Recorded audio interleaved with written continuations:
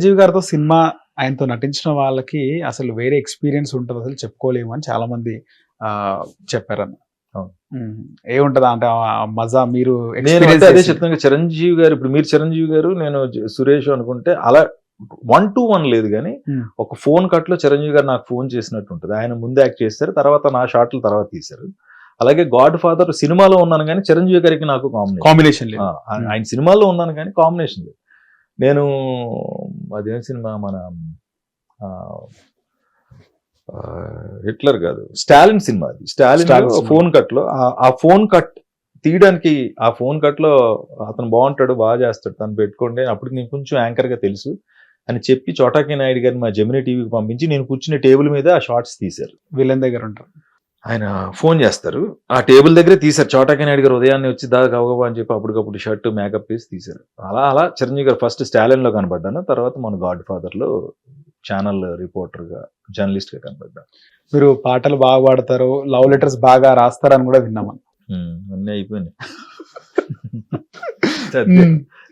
ఎవరెవరు రాశారు love letters? నాకెవరు రాలేదండి. మీరు ఎవరికైనా రాసి ఇచ్చేవాడు కానీ నాకెవరు. ఫేవరెట్ హీరోయిన్ ఎవరన్నా? నాక అప్పట్లో ఫస్ట్ నుంచి సావిత్రి గారు చాలా ఇష్టం. ఓకే, అంటే మీరు ఇండస్ట్రీలో అదే ఫిల్మ్ జర్నలిస్ట్, ఫిల్మ్ జర్నలిస్ట్ గా వచ్చిందో నాకు బాగా, నన్ను ఎప్పుడు సురేష్ అని పిలిచి అంత చనువుగా ఉండేవాళ్ళు అనుష్క గారు. ఆవిడ ఎప్పుడు వచ్చిన జెమినీ టీవీ ఫస్ట్ ఇంటర్వ్యూ ఇచ్చి, సురేష్ క్వశ్చనింగ్ చాలా బాగుంటుంది, తన ఇంటర్వ్యూ అయిపోతే నేను మిగతా వాళ్ళ ఛానల్స్ ఇస్తాను అనేది ఎప్పుడు. ఓకే, నా జెమినీ టీవీ ఇంటర్వ్యూ అయిన తర్వాత ఆవిడ ఉన్నంతకాలం అది ఆవిడ, తర్వాత తమన్నా గారు, ప్రియమణి అయితే ఎప్పుడు సురేష్ రమేష్ అంటూ ఉండేవారు ఆవిడ.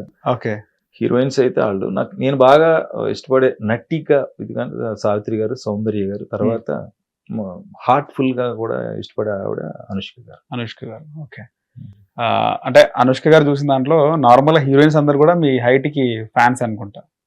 అలా ఏం లేదండి, ఎవరన్నారు బాగుంటారు, హైట్ బాగుంటారు అని హీరోయిన్స్ లో? తమన్నా గారు చెప్తా ఉండేవారు, అక్కడ ఆవిడ కోచ్ ఉండేవాడు, ఎక్సర్సైజ్ కి అది వెళ్ళమని, నన్ను నువ్వు బాగుంటావు, బాగా బాగుంటది చేయండి అలా ఎలా అనేవాళ్ళు. అప్పట్లో నేను పట్టుకుంటే పట్టు చీరని ప్రోగ్రామ్ చేశాను.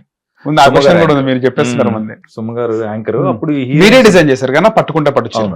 అవును, టోటల్ డిజైనింగ్ నాదే. అప్పట్లో సెన్సేషన్ ఆ ప్రోగ్రామ్. ఛానల్ నేనే డైరెక్టర్ గా ఉన్నాను. నేను కొంచెం బిజీ అయిన తర్వాత వేరే వాళ్ళకి అప్ చెప్పడం, వేరే ప్రోగ్రామ్ అట్లా జరుగుతుంది. చాలా ప్రోగ్రామ్స్ నేను క్రియేట్ చేసినాయి. ఆత్మారాం, స్మైల్ ప్లీజ్, అయితే హిట్టే, పట్టుకుంటే పట్టు చీర, చెప్తే మీదే చెప్పకపోతే మాదే, ఇవన్నీ ప్రోగ్రామ్స్. ఆ ప్రోగ్రామ్ డిజైన్ చేసింది నేనే.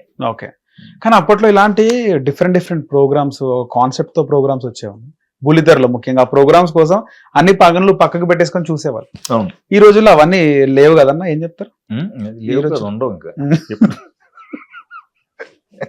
చేతిలో చల్లెట్టుకుని అన్ని ఏమైనా అడిగితే నేనేం చెప్తాను.